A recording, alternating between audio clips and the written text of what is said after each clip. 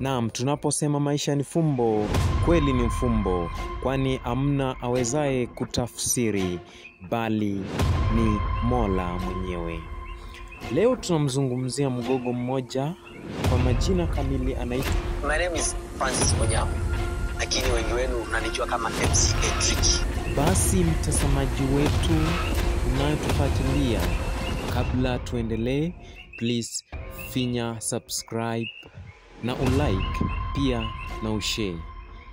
Pia tunakualika ucomment, na comment yako iwe kwa lugha ya Kiswahili au lugha ya Kiingereza, na comment yako iwe safi na ya kueleweka. Naam, turudi kwenye mada yetu ya siku.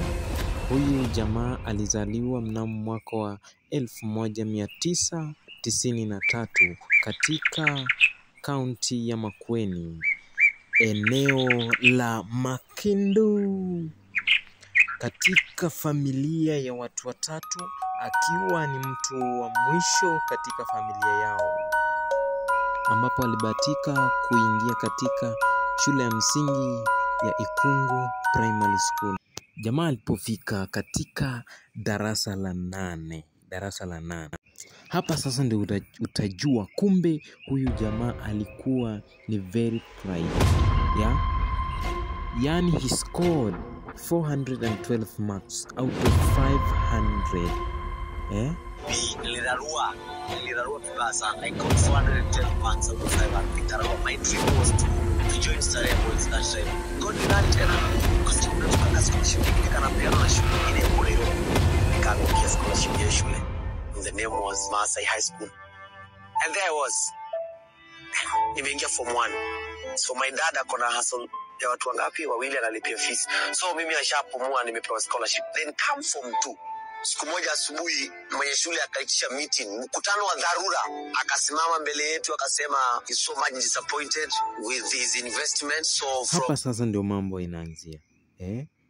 Tuone sasa itakuwaje.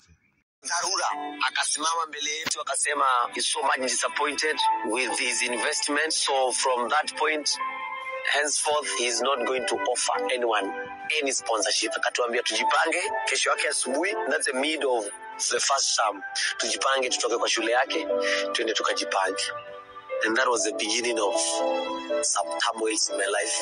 That day yenye tulitoka shuleni nimebeba kabag kangu, I was very sure that nikifika home hakutakuwa na any story ya kwenda shule. Instead of going home, I decided to remain around. I had no one. Sikuwa najua any relative. Mimi kwa sikuwahi kuna relative alikuwa around Nairobi. To be schools, to nini, to machungwa, to nini. Huyo ndo nimekumbesha naye wa kwanza hapo Urupa. So I was there with him. Namwambia oya, wacha mimi nikufanyie hizi, nikupangia hizi vitu. Bora wewe unitafutie hata kama ni machungwa mbili nikule hapo. So long as nimebite kitu, that was good.